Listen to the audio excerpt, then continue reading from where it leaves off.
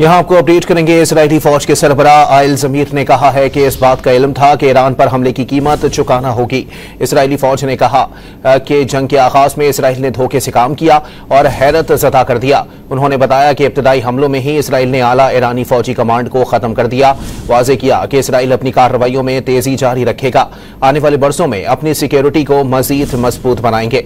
आपको बताएं कि इजरायली फौज के सरबराह आयल जमीर ने कहा कि इस बात का इल्म था कि ईरान पर हमले की कीमत चुकाना होगी। इजरायली फौज के सरबराह ने कहा कि जंग के आगाज में इसराइल ने धोखे से काम किया और हैरत ज़दा कर दिया। उन्होंने बताया कि इब्तदाई हमलों में ही इसराइल ने आला ईरानी फौजी कमांड को खत्म कर दिया। वाज़ेह किया कि इसराइल अपनी कार्रवाइयों में तेजी जारी रखेगा। आने वाले बरसों में अपनी सिक्योरिटी को मजीद मजबूत बनाएंगे।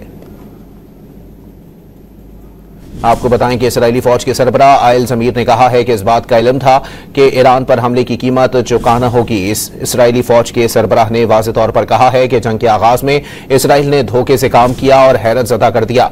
उन्होंने बताया कि इब्तदाई हमलों में ही इसराइल ने आला ईरानी फौजी कमांड को खत्म कर दिया।